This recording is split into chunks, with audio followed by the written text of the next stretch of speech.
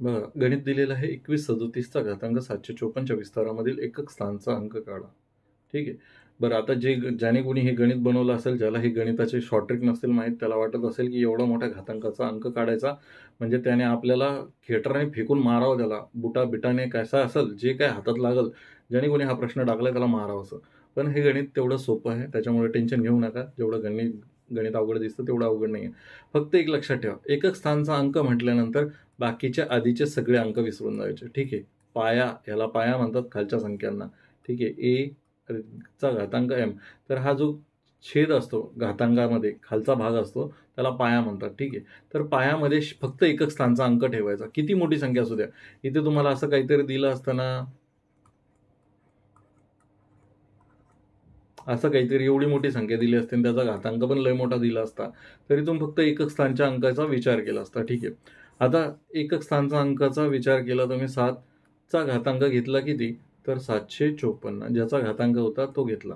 आता हेचं उत्तर काढणं सोपं आहे. असं जर मी म्हटलं, तुम्ही मलाही खेटराने मारायचा विचार करू शकता, कारण की त्याला 754 वेळेस गुणणं म्हणजे खूपच अवघड गोष्ट आहे. ठीक आहे. त्यातलाही एक शॉर्ट ट्रिक आहे.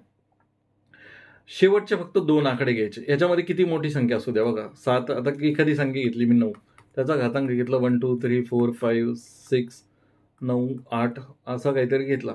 आता तुम्ही म्हणाल की याचा घातांकाचे म्हणजे एकक स्थानचा अंक काढा. तर ह्या कंडिशनमध्ये फक्त त्याचे शेवटचे 2 आकडे ठेवायचे कधी पण.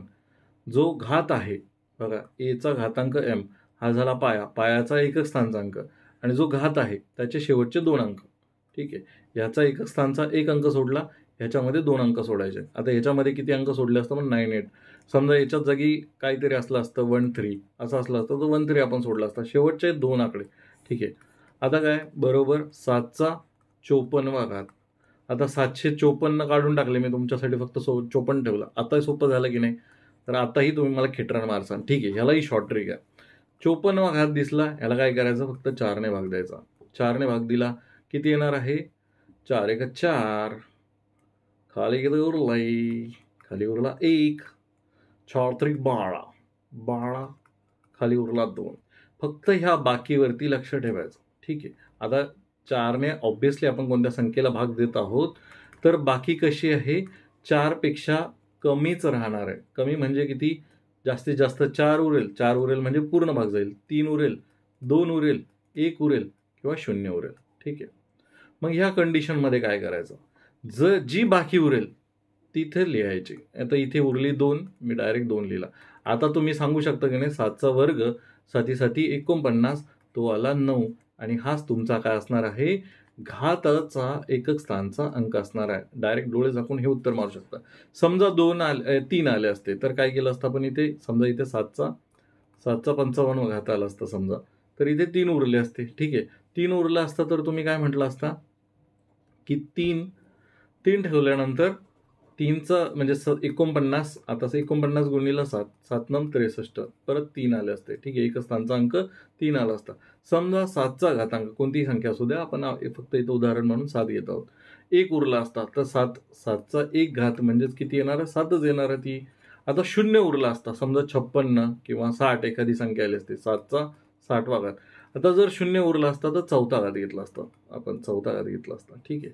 मग 7 गुणिला 7 गुणिला 7 गुणिला 7, त्यालाही शॉर्ट ट्रिक आहे, पण मी तुम्हाला इथे एक्सप्लेन करून सांगतो. 7 7 49, 7 7 49, 9 9 81. ठीक आहे. मग 1 येईल, मग 1 येईल याचा एकक स्थानचा आकडा. ठीक आहे. आता तुम्हाला थोड्या बहुत कन्सेप्ट क्लिअर झाल्या असतात, आणि जे कोणी तुम्ही हातात खेटर पकडलेले असतील ते स्वतःच्या तोंडात नका मारू. ठीक आहे. तर माझे विद्यार्थी आहात, हळूहळू हुशार व्हाल.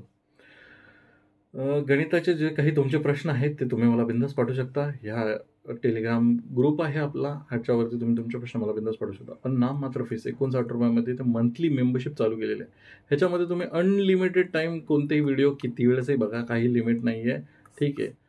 आणि त्याच्यानंतर तुम्ही एका महिन्यात हा मेंबरशिपचा कोर्स घेऊन संपवू शकता. आपलं व्हॉट्सअप चॅनलसुद्धा आहे, त्याला कनेक्ट होण्यासाठी तुम्ही राईट साईडचा QR कोड स्कॅन करू शकता. धन्यवाद.